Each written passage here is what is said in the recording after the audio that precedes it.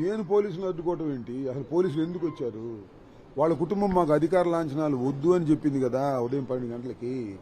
అంతేకాదు చనిపోయే ముందు ఆయన కొన్ని కోరికలు కోరాడు. ఆ కోరికల్లో ఇది కూడా ఒక ప్రధానమైనది. నాకు ఈ చంద్రబాబు నాయుడు గారి దుష్ట పరిపాలనలో నాకు అధికార లాంఛనాలు వద్దు అని చెప్పాడు. ఎందుకు వద్దని చెప్పాడో మీ అందరికీ తెలుసు.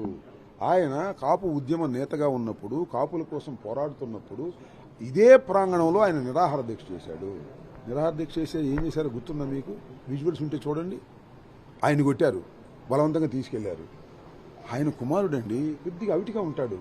అతన్ని కొట్టారు, తిట్టారు, తీసుకువెళ్లారు. చివరికి ఆయన సతీమణిని జుట్టు పట్టుకొని ఉచ్చరించడానికి వీల్లేని భాష మాట్లాడి తిట్టి అవమానపరిచి ఇవాళ అధికార లాంఛనాలు ఇస్తారా? బతికున్నప్పుడేమో అవమానాలా, చనిపోయిన తర్వాత ఏమో అధికార లాంఛనాలా? మాకొద్దు అని కుటుంబం చెప్పింది. అలాంటివి తీసుకోవద్దని చెప్పి చనిపోయాడు. మీరెవరండి రావడానికి? మా వద్దంటే అధికార లాంఛనాలు మీరు ఎందుకు ఇస్తున్నారండి? అమ్మోతు, అసలు నువ్వేం మాట్లాడుతున్నావో నీకేమన్నా తెలుస్తా ఉందా? ఇక్కడికి వచ్చి ఈ శవరాజకీయాలండి.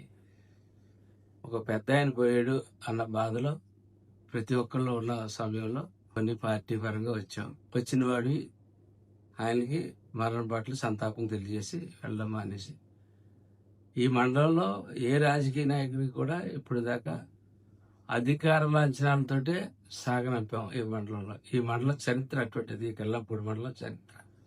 అటువంటి చోట అధికార లాంఛనాలతో, రాజలాంఛనాలతోటి పద్మనాభం గారిని పంపిస్తామని చెప్పి చంద్రబాబు నాయుడు గారు, పవన్ కళ్యాణ్ గారు అనుకుంటే, మీరు చేస్తున్న రౌడీజం ఏంటిది? ఇది రాయలసీమ అనుకుంటున్నారా? నాకేం అర్థం కావట్లేదు. ముద్రగడ పద్మనాభం గారు పర్వదించే టైంకి మేము కళ్యాణ్ గారి దగ్గర కూర్చొని ఉన్నాం.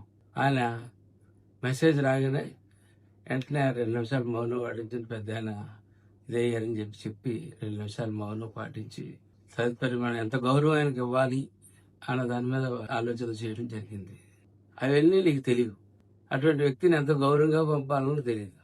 ఏదో పద్మనాభం గారు వీళ్ళమ్మ నీకు రాసి పెట్టి చూపించినట్టు ఆయన ఆఖరి మాటలు ఆయన నేను నీకే అప్పచెప్పినట్టు ఇలా మాట్లాడుతూ ఉన్నావు. ఇక్కడికి వచ్చి చెప్పు దెబ్బలు తినడానికి కాకపోతే ఈ మాటలేంటి? ఒక గౌరవ లాంఛనాలతో, అధికార లాంఛనాలతోటి గౌరవంగా సాగవలసిన పెద్ద మనిషి ఇంటి ముందు ఆడపిల్లను కూడా చూడనివ్వకుండా చేసి ఒక రభస క్రియేట్ చేసి శవరాజకీయం చేయడానికి నువ్వు మీ నాయకులు వచ్చారా? ఇటువంటి శవరాజకీయాలు ఏమన్నా ఉంటే మీరు పులివెందల్లో చేసుకొని కడప దాకా కూడా రానివ్వం.